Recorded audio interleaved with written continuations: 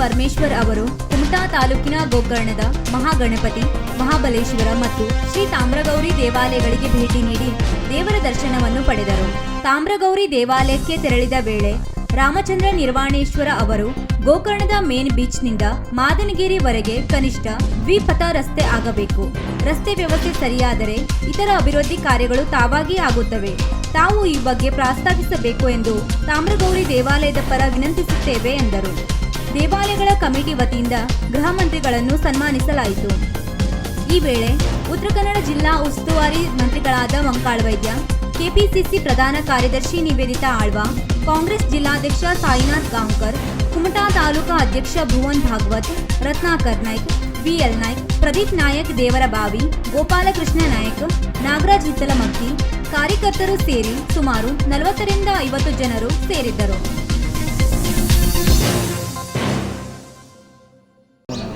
ಚಟುವಟಿಕೆಗಳನ್ನು ಈ ಭಾಗದಲ್ಲಿ ಕಾನೂನು ಸುವ್ಯವಸ್ಥೆಯನ್ನು ಯಾವ ರೀತಿ ಮಾಡ್ತಾ ಇದ್ದಾರೆ ಮತ್ತು ಮಾಡಬೇಕು, ಏನೆಲ್ಲ ಸಮಸ್ಯೆಗಳಿದ್ದಾವೆ ಇದರ ಬಗ್ಗೆ ಚರ್ಚೆ ಮಾಡೋದಕ್ಕೆ ನಾನು ಕಾರವಾರಕ್ಕೆ ಭೇಟಿ ಕೊಟ್ಟಿದ್ದೇನೆ.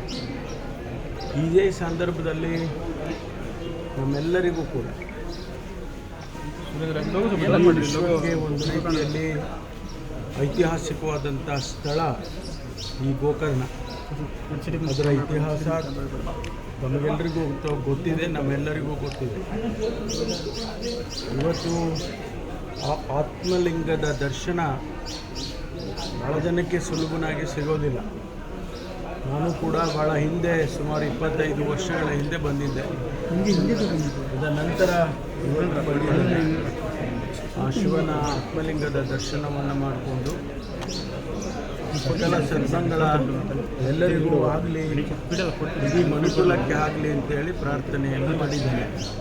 ಹಾಗಾಗಿ ಆ ದರ್ಶನ ಮಾಡಿಕೊಂಡು ನಾನು ಮಧ್ಯಾಹ್ನ ನಮ್ಮ ಇಲಾಖೆಯ ರಿವ್ಯೂ ಇಟ್ಕೊಂಡಿದ್ದೇನೆ. ಅದನ್ನು ರಿವ್ಯೂ ಮಾಡಿಕೊಂಡು ನಾನು ವಾಪಸ್ ಹೋಗ್ತೇನೆ.